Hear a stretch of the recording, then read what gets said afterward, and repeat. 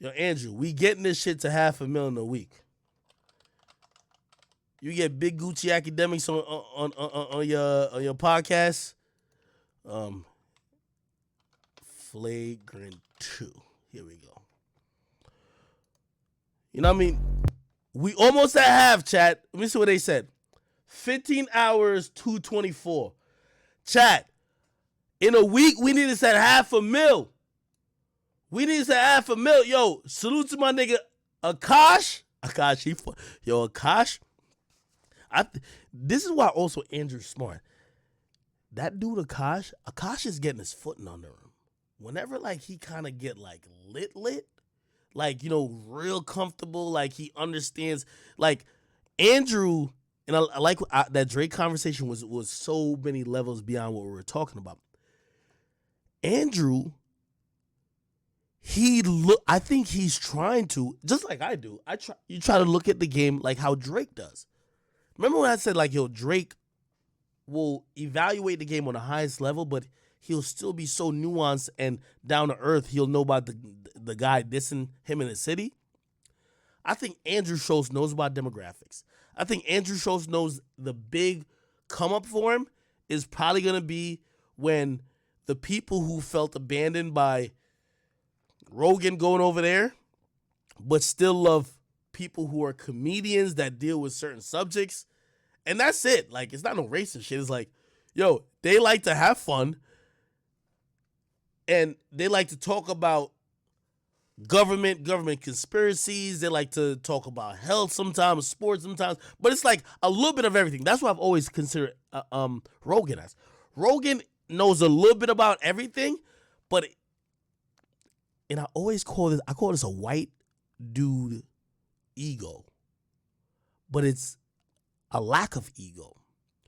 Think about me, Joe, Charlemagne, $1 million worth of game, Nori, bro. Even a lot of how I talk full of, like, even me, like, yo, y'all niggas can't fuck with me, yo, it's ego. Charlemagne, I've realized he started to check the ego, but I saw the ego pop out when he was checking Joe. Joe, a lot of ego. Yo, I'm the best. I'm the greatest. The creator of the creators. This and third. I watch niggas like Andrew and Rogan. Bro, it's like they throw... Well, Andrew got a little ego still. But I think he's trying to learn to ditch it. Rogan ditches all the ego. Like, he don't care. Like, he gives no fucks. And I remember he said an interesting point. He was like, yo, Rogan doesn't have an ego so much. He allowed a lesser number than what he probably really got signed for to be reported. He don't care. And I think that's almost like, for some reason, I think Andrew's going to get there too.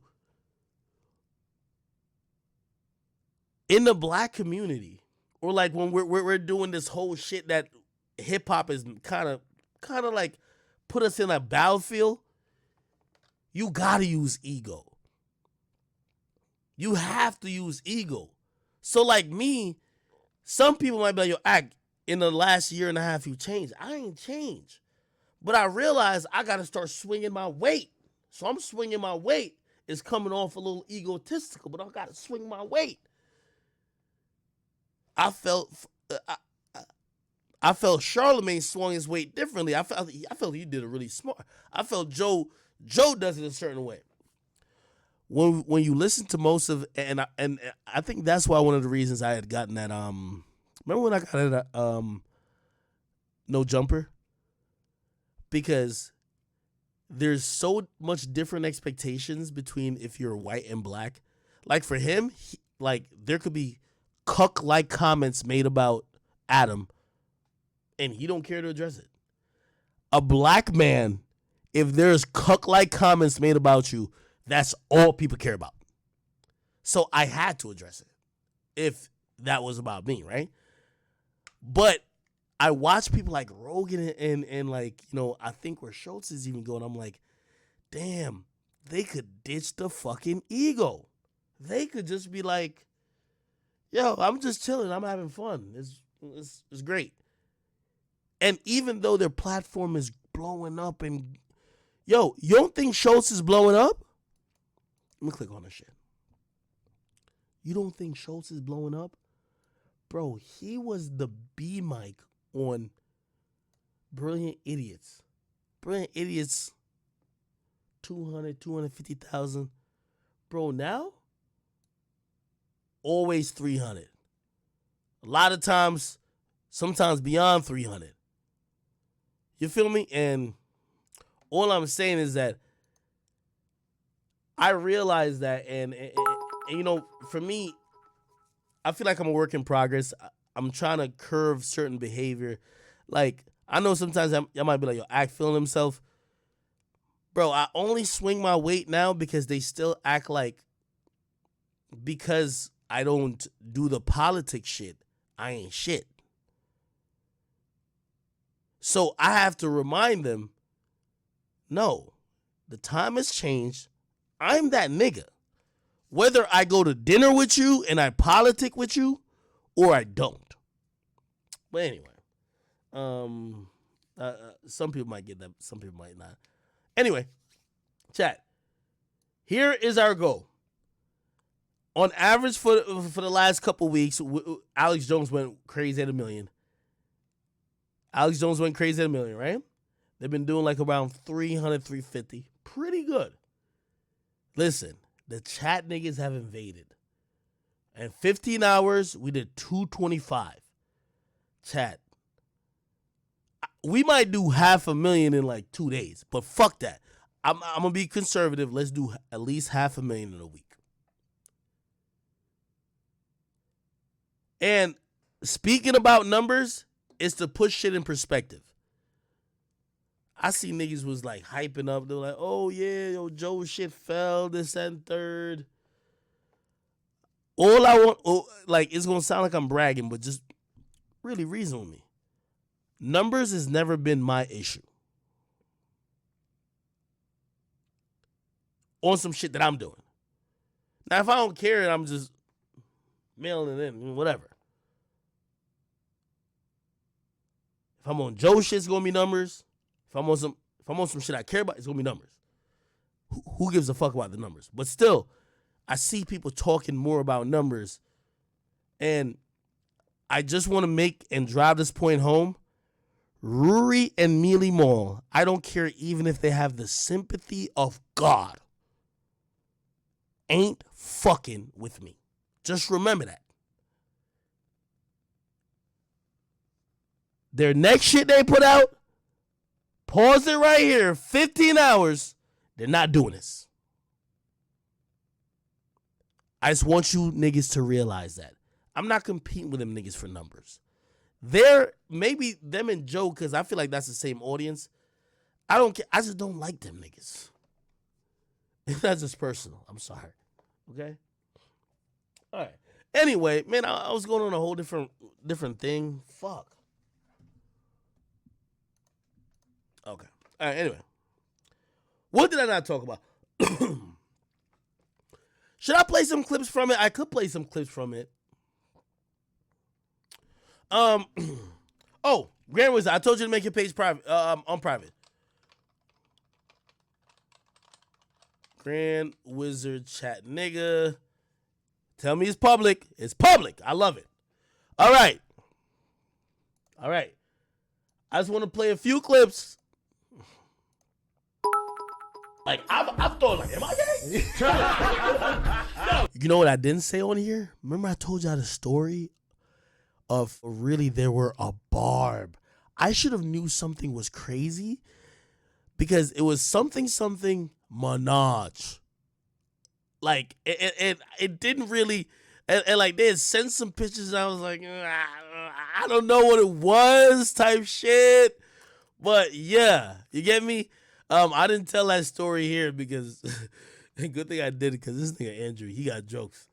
I fuck with Andrew for that. And that's another thing what I was thinking about in chat. And I know some of y'all might want to watch this. If y'all haven't watched it, yo, man, spam the link. Everybody spam the link. If you haven't seen this, everybody go watch it. Watch it 10 times. As I was thinking, I'm like, fuck.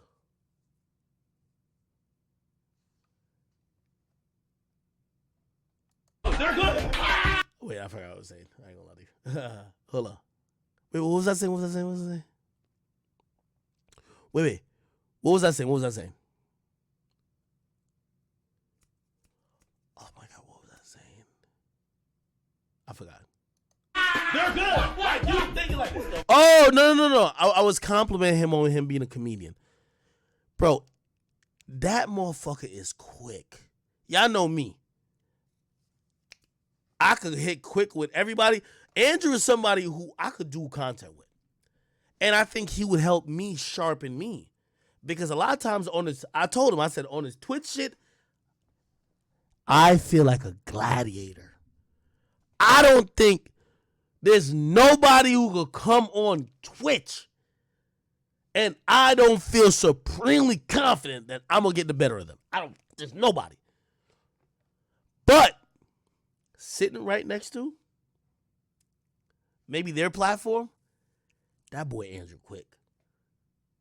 And here's the thing. You see, with my Twitch, I get to slow it down. I get to frame it. And he knows how to do it for his podcast. And I'm like, that's some good shit. That's what I'm talking about, steel sharpening steel. And that's why I think in my mind that Charlemagne benefited from him too. He benefited from Charlemagne, but Charlemagne benefited from him. Bro, he's quick. He's hitting you back with jokes. You hit him with some shit. He reacts to it in a funny way. And I know some of y'all might be like, oh, he's not funny. Bro, he's hilarious to me. You know, and again, it's not like, we're not talking about Cat Williams. It's like, bro, he got jokes. When I was thinking about my podcast, I'm like, maybe I do need a comedian, bro. I need a comedian to go back and forth with, because I like the back and forth. I want a motherfucker to, like, you kind of want to not really roast each other, but, like, I love how, like, they'll start a topic and it's just straight laughs. And they're making a full point, but it's straight laughs. Like, when I make a point on Twitch, by the time they clip it, I seem so fucking mad. That's what I'm like. I seem mad. They be like, yo, Ak is upset. Oh, my God. Like, yo, he has issues. When they do it on the podcast there, it's like, yo, oh, hilarious. Oh, my God, they're having so much fun. I'm like, oh. I do want to take some notes from that, honestly. I want to take some notes from that. Somebody said Drewski. Drewski probably could be the guy. No, I don't think Kevin Samuels is, like, funny. No, 6ix9ine is a comedian. 6ix9ine is a comedian. I think 6ix9ine brings out a different element in me. Pause. I like that. Yo, I'm gonna write down Drewski's name. I think I gotta holler at Drewski. Like, not like every single, like, I think maybe I gotta do a episode with him. He's a funny nigga. Drewski. All right, I wrote it down.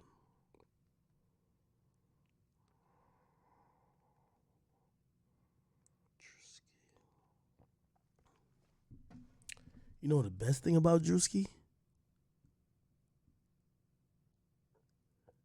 He fatter than me. He can't make fun of me. Nah, it's not. But no, chat, I'm telling you. Yo, just kind of like, man, I'm gonna be honest, yo, for everybody who likes all this shit, and truth be told, I don't know if I'm having remorse right now. Hopefully I didn't go too hard on the Wheezy shorty. Like, I don't have issues with her, but I know she was trying to ride for them niggas. I just felt like, yo, she was trying to kick my back in. Like, you don't gotta do that. Like, you're not even involved in this. But truthfully, I look at all this shit as like, it was entertainment. Really and truly, it's entertainment. And if you ask me why I'm mad at them niggas like that, because, bro, I was roasting them. They made comments about me over the years about how they felt I was not smart about my business maneuvers, how they thought I was on coke and all this other stuff. And then, I got my stride in and I start clowning them. And they couldn't clown me back. And them niggas did some shit that is not like we're not in that realm of just laughing at each other no more. We're in the realm of some other shit. And for me, I love the bullshit. I love like the clown and this and third. Like that's why people be like, yo, Soulja Boy said this and Bow Wow said this about you. I'm like, yo, if that shit was funny, let it rock. I like that. Yo, this is entertainment. I keep telling y'all that. Now, I know when I was clowning that boy, that little albino nigga, yo, he got so upset that he couldn't respond to me. He had to send somebody, or I don't know if he pulled up and was dropping off Hallmark cards. Now, I can't play with you like that. We can't go back to jokes. There's no more jokes after that. But for the most part, if you're a fan of like this whole thing and you just like bullshit, because I like bullshit. You like Flagrant 2, they're hilarious. You like Brilliant Idiots, they're hilarious. Salute to Wax. Wax been putting in some work. You like the JBP, yo, that nigga Ish, he been doing his thing too. Joe doing his thing too. Yo, I ain't gonna lie. I might have to go do some shit with Joe real quick. Like, you know what I mean? Just to kind of, like, even though I don't ever want to feel like I'm saving niggas, because I just feel like if I was down bad, nobody would ever save me. And I don't think it would be me saving Joe anyway. But, like, just kind of, like, when people are talking about Joe these days, they're so consumed with numbers, it tells me that they broke out of the spell that Joe created. Joe used to say, even when I was on the show, I'm like, it's not about numbers, blah, blah, blah, blah. Yo, I listened to one of Joe's recent episodes and she was hilarious. That nigga was going in. But nobody cares about that no more. Everyone's watching the numbers compared to the other dudes. Nobody's judging his content versus theirs. They're just judging numbers. And I'm like, oh. Hey, it's not my fight to fight. But to be honest, all this shit is entertainment. If you're a fan, now my chat niggas gonna ride with me. You ain't a chat nigga if you riding with the ops. I ain't gonna lie to you. My chat niggas gonna ride with me. But if they see some shit that somebody said that's funny, they might come back and be like, we fuck with you, but you gotta roast this nigga. You gotta get back at this nigga. He was trying to play you. They're enjoying and having fun at this whole thing, bro. This is all entertainment. Yo, what all these people, and this is why I get so mad at the Stooges. Do you know how fortunate I feel I am that I get to make a living off running my mouth? I get to make a whole living off of this. My mom just sent me some place that she want to go for vacation. And I'm about to book it. She's going to be so amazing. She's going to have such a great time. My mom is such an angel. She's a queen. But really, all this is possible because y'all enjoy the entertainment I give y'all in whatever format. And I like that. I see everybody like they're not realizing that. Even though, and I'm glad that show said that because I'm not one of them people who like podcast beef is really almost like kind of orchestrated. If you dissing somebody, like, unless it's on some shit where niggas is doing some weird shit like Rory, for the most part, if you're mentioning somebody, you're promoting them, they diss you back, they promote you. It's kind of like, you know, it's not saying it's always super fun, but like it's mutually beneficial. The audience should be having fun with everybody. But I've realized it is in a space where like the audience now, I ain't gonna lie, I keep saying Joe audience hate him. And then when it comes to me, I know my chat niggas, we solid. We gonna rock together. But even some of y'all might be like, yo, Act, why we always gotta diss them? I got some shit that's personal with me. Like I could have fun with everybody, but then one or two things is personal. It's a little bit interesting. But you know, I love it nonetheless. Anyway, let's keep it going. What time is it right now? 1:58. I'm gonna give myself 20 more minutes. What the fuck did I not talk about? I'm not even gonna play any more clips. Oh, I didn't want to play. Oh, I didn't want to play too much. You're the most influential voice in hip hop. Now, I say this doing a podcast with Charlemagne, right? I also say this. Agree with that one. Now, Charlemagne is one of the most influential voices in media. Yeah. You have chosen to stick specifically to hip hop. There was a time where Charlemagne was the most influential I feel like voice you gotta in graduate, hip hop. though. But no, of course, you'll get there. Yo, Schultz, you're smart, bro. I'm gonna be honest with you. And this is why I said you got to graduate. You know, I've talked to Charlemagne many times, and I'm not saying it was like a passing the baton type of like, you know, energy, but I think he was like, yo, yo, I'm seasoned. Like, yo, my thing ain't find out who's a new rapper who's lit on the gram anymore. My thing is about, yo, I'm speaking to people who are influential in running this country. And because of that, that brings me to different territory. He's writing books about changing people's lives. And I had a conversation with him, and he put me on game. And that's the thing, like, you know, hopefully I feel like I be beefing a lot. Like, even the Wheezy thing or whatever, bro, I ain't trying to really get at Shorty like that, but, like, she just really jumped to my business on some, like, weird shit. She just jumped to my business just to make it seem like I'm on some clout chasing shit with niggas who, to keep it real, nobody except her would actually say they got more clout than me. Why would I chase clout over some niggas who ain't got more clout than me? That's the whole point of even me telling y'all, get this shit to $500,000. Bro, that shit personal to me. And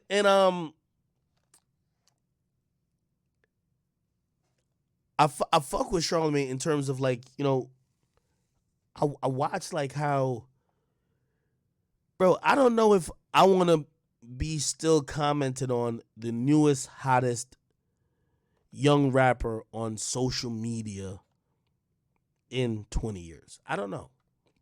And I'm going to follow my heart and my true desires, but I never want to feel like I'm tied down to some shit. And I always gave Charlemagne credit. If he ever speaks on this, he'll say himself. I said, bro, you did the bravest move when you fell back and you pivoted. Because you could keep violating rappers and having funny moments with them all day long.